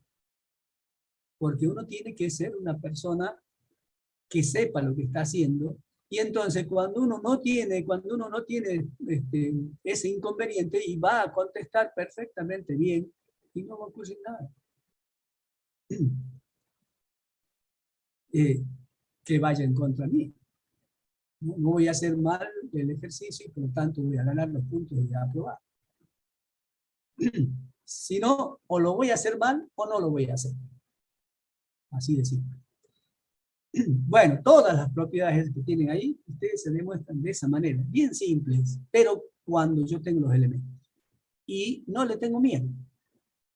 Empiezo a practicar y ahí voy a aprender a hacerlo. Y en el practicar me voy a dar cuenta si tengo las herramientas o no tengo. Si no las tengo ahí, nomás tengo que ir al resumen y bueno, aquí tengo. Y así voy a ir aprendiéndolas sin que me la proponga. Bien. Profe, Sí. para demostrar, digamos, o sea, las distintas proposiciones, a veces va a convenir usar un método y a veces otro, digamos, o sea, no todas van a ser demostradas de la misma forma, con el mismo método, ¿no? Por supuesto, fíjense que aquí usé el método directo y aquí usé el método indirecto. ¿Cómo me voy a dar cuenta de eso? Y no hay una receta, como ustedes quizás me la están por pedir. Claro. No hay una receta. ¿Cuál es la receta? Leer la propiedad que tengo que demostrar, leer la hipótesis, comprenderla, es decirme qué tengo que demostrar, qué significa eso, hasta que tenga claro, y leer la tesis para tener claro qué tengo y a dónde quiero ir. Ni más ni menos como cuando digo, tengo que ir a la universidad, vivo en Cerrillo, y no hay un ómnibus que me lleve directamente a la universidad. Entonces, ¿qué hago? Tomo el de Cerrillo que me lleva hasta tal parte, y de ahí me conviene tomar el transversal que me lleva a la universidad. O me voy en bicicleta hasta tal parte, dejo la bicicleta ahí, porque ahí por ahí pasa el transversal. O sea, voy analizando en función de las posibilidades que tengo para concretar lo que estoy por hacer. Pero para hacer eso yo tengo que tener elementos, herramientas, porque si no las tengo, chao, por más que quiera irme en bicicleta, hasta si no tengo la bicicleta y no voy a poder hacer eso. Entonces tengo que optar por otra. La situación o la propiedad en este caso que tenga que demostrar es la que me va a decir cuál método me conviene. ¿Y cómo me voy a ir haciendo más hábil en distinguir cuál me conviene? Cuando más practique y cuando más conocimientos tenga, es decir, cuando más herramientas tenga. Es la única manera. No hay una receta. ¿Sí? Nosotros estamos acostumbrados desde el secundario que siempre está la recetita. No hay una receta para esto. La receta es tener las herramientas, pensar, analizar y decidir, este es el más conveniente. ¿Está claro?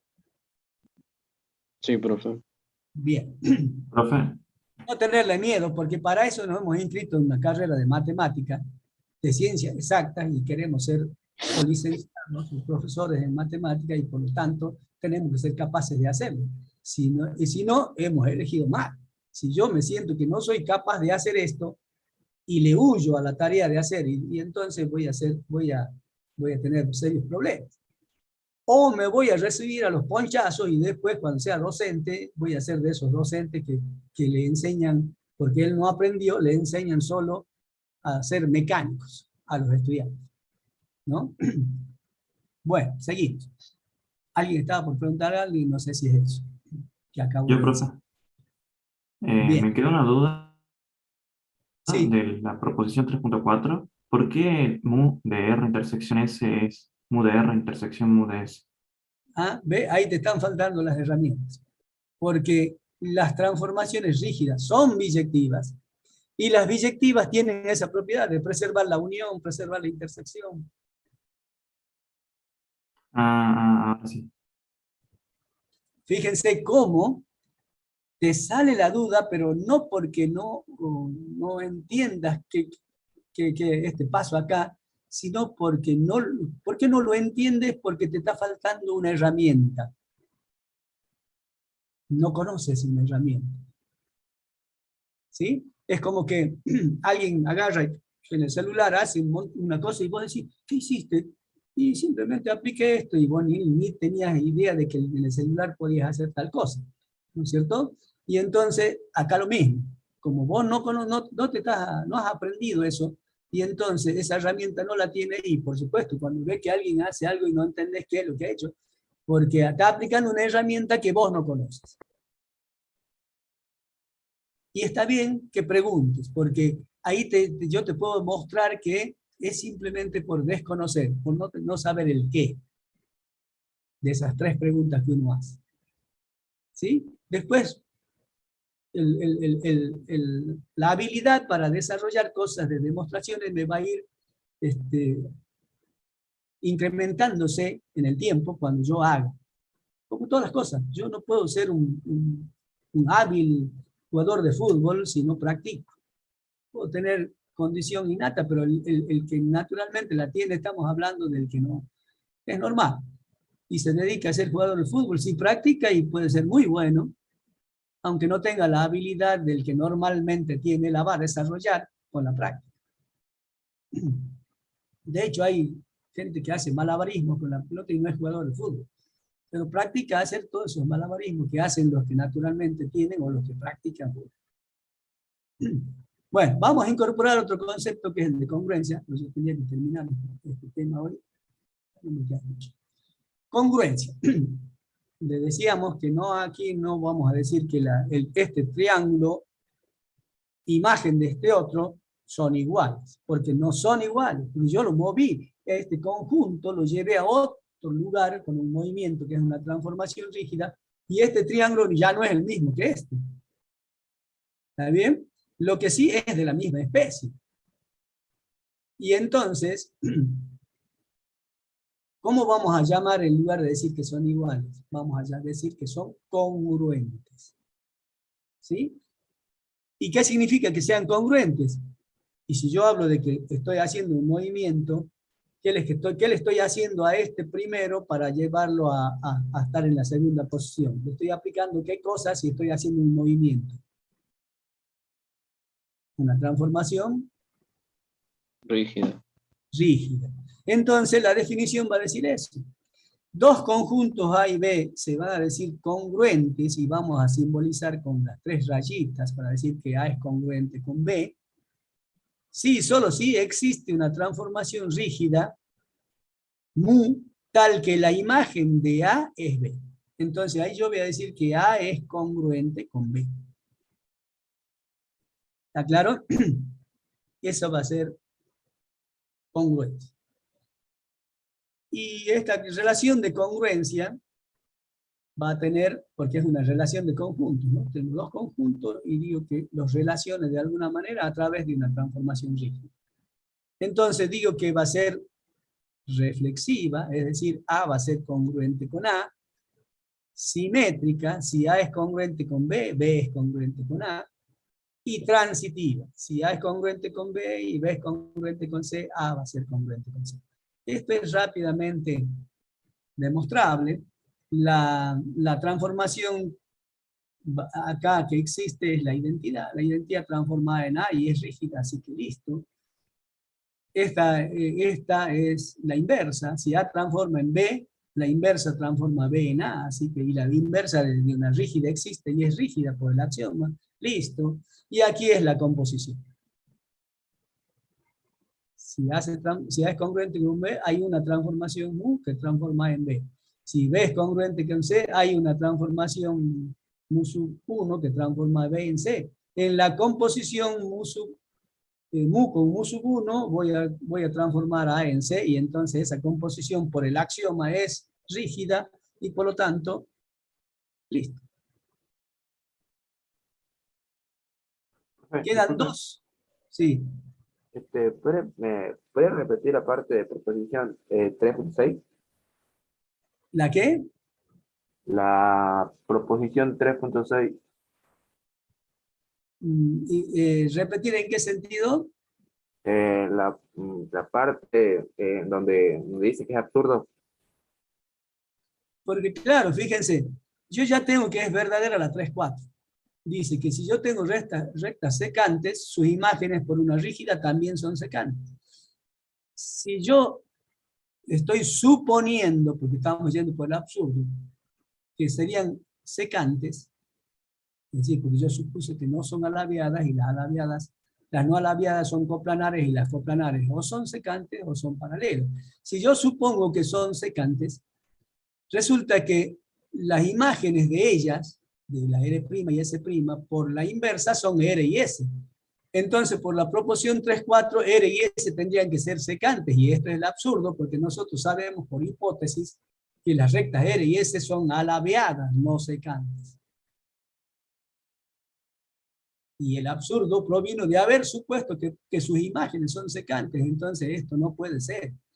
Y hacemos lo mismo con las paralelas, y esto tampoco puede ser, y entonces llegamos siempre a un absurdo, y el absurdo ¿de dónde provino? De haber supuesto que no son alabeadas, por lo tanto son alabeadas.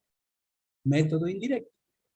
Si llegamos a una contradicción o absurdo, es porque esa suposición es falsa, y decir falso, falso, verdadero. Pura lógica nomás. ¿Ahora entendiste? Sí, profe. Bien. Lo que sigue, que son 2 teoremitas, y con estos 2 se construye otro que es meramente práctico, que es el teorema del transporte global. Estos teoremas me van a permitir a mí trabajar con las imágenes de transformaciones que sean rígidas. El teorema del transporte del segmento y el teorema del transporte del arco. ¿En qué consiste este teorema? Este teorema dice que si yo tengo un segmento PQ y una semirecta A de origen A, entonces va a existir un punto B en A tal que el PQ va a ser congruente con AB, perdón. Y fíjense que aquí cuando yo digo congruencia, para demostrar este teorema yo tendría que demostrar que existe una rígida tal que el PQ se transforma en AB. según la definición de congruencia, ¿no? Y en eso va a consistir la demostración, en mostrar que hay una transformación rígida que al PQ le hace corresponder el AB, donde B es un único punto en la semirrecta A. Y lo mismo va a decir el teorema de transporte del ángulo, que dado un ángulo y una semirrecta C y un semiplano de borde de la recta que contiene a C, entonces existe una única semirrecta incluida en el semiplano, de tal manera que el AB es congruente con el CD. Esto quiere decir que existe una única transformación rígida que transforma AB en CD, y con eso ya quedaría probado el teorema. Y en eso consiste en la demostración que están acá. ¿Ve? Que la vamos a hacer con presentación, porque esto requiere cambio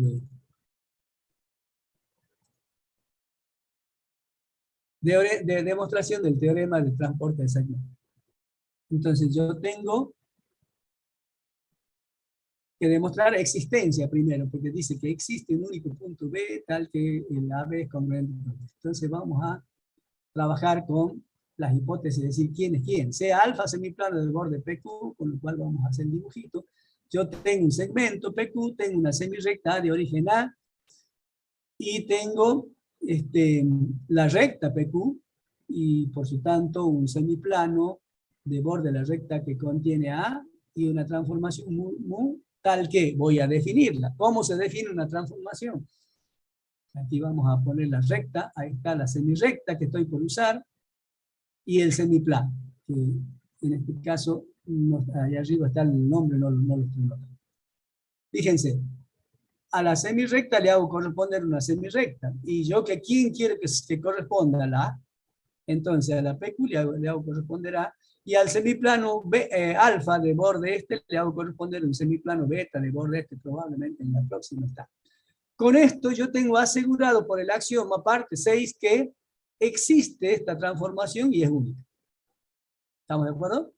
Entonces, tenemos esto que está acá, y ahora dice, por el teorema yo tengo que probar que hay un punto B, un único punto B en la semirrecta A, de tal manera que el PQ es congruente con el AB. Y entonces, empiezo a trabajar con los datos que yo tengo. La imagen de PQ es A. Como las transformaciones rígidas preservan los puntos especiales, el origen de esta semirrecta tiene que transformarse en el origen de esta. Entonces la imagen de P tiene que ser A. ¿Ves cómo estoy usando lo que dice las consecuencias del axioma? Porque ya lo tomo. O sea, tengo una rígida en todas las cosas que son de la rígida, la puedo usar hasta el momento en que yo estoy trabajando. Ahora, el Q pertenece a PQ, como las rígidas son biyectivas y que preservan la pertenencia, la imagen de Q tiene que pertenecer a la imagen de PQ, que es A. Entonces, el mu de Q pertenece a A. Entonces, aquí ya estoy asegurando la existencia. Existe un punto B igual a la imagen de Q, de tal manera que el B pertenece a la A. Ya probé la existencia. Entonces, la imagen de PQ va a ser igual a la imagen de P y la imagen de Q. Pero, ¿por qué? Porque los segmentos se transforman en los segmentos imágenes de los puntos que lo determinan. Y entonces, pero la imagen de P, ¿quién es A? Y la imagen de Q, ¿quién es AB? Con lo cual el PQ se transformó en AB en mu, que es rígida. Conclusión, el PQ es congruente con el AB.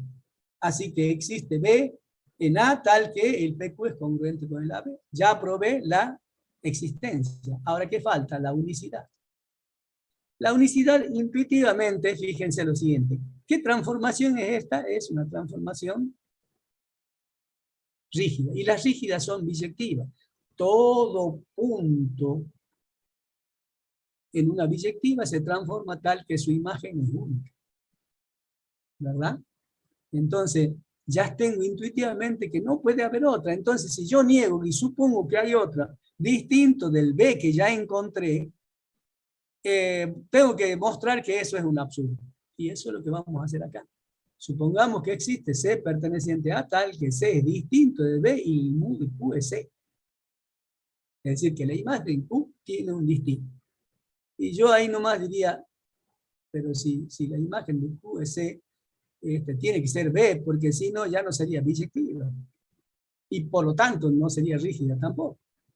Entonces, vamos a suponer que como el C está en A, tiene que estar, o está entre A y B, o el B está entre A y C, o el B es igual a C.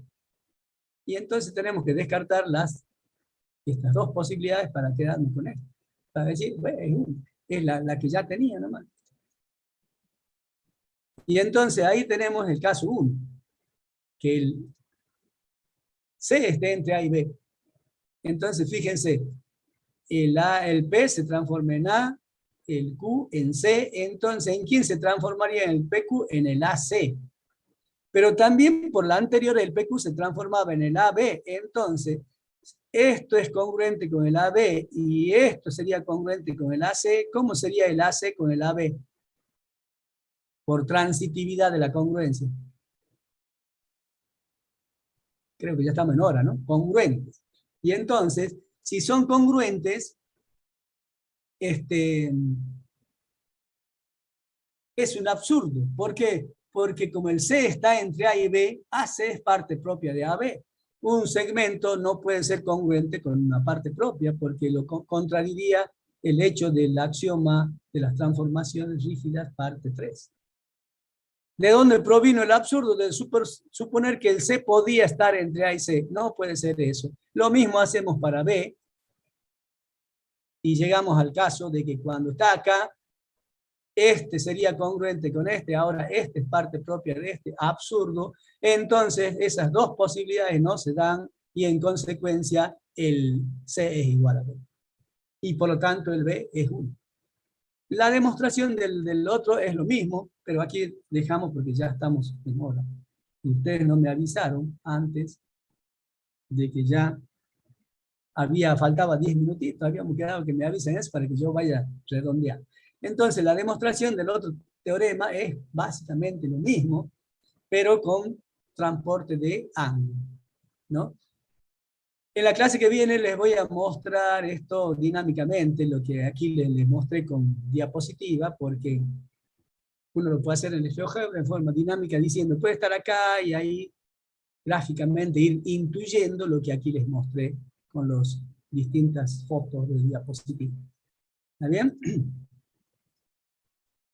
Terminamos la clase. Para la práctica no hay problema porque en la práctica lo van a usar a estos teoremas. Y el teorema de transporte global es lo que nosotros, los que somos de mi generación, usábamos cuando íbamos a la primaria. El famoso papel de calcar para, como nosotros no teníamos internet, no teníamos nada y encima no teníamos plata, entonces teníamos que hacer el dibujo del prócer o del cabildo y qué sé yo, y buscábamos algún libro donde esté el prócer y el cabildo, calcábamos la imagen y luego la llevábamos al cuaderno y presentábamos la tarea. ¿No es cierto? Ahora eso es fácil, aunque es lo mismo. Cuando yo voy al internet y al Google y busco la imagen que quiero y la capturo y después la llevo y la pego donde quiero, es exactamente lo mismo, pero haciéndolo con otra tecnología mucho más moderna, ¿no es cierto? Entonces, el uso del papel de calcar me permite hacer estos dos teoremas de transporte de segmento y transporte de ángulo, con los que yo podría hacer la imagen de cualquier en cualquier transformación rígida de cualquier cosa, la puedo hacer gráficamente mediante el papel de calcar. Todo en conjunto. ¿Está bien? En el otro caso tendría que hacer punto a punto para construir los conjuntos cuya imagen quiero calcular. Pero esa es la forma de hacerlo formalmente. Ahora, en la práctica vamos a usar el papel calcar.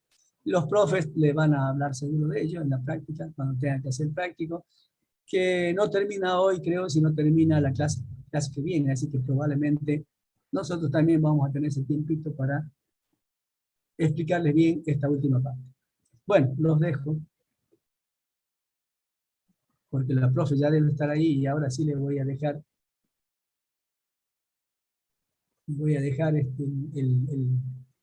Hola, buen día, profe. y ya te pongo como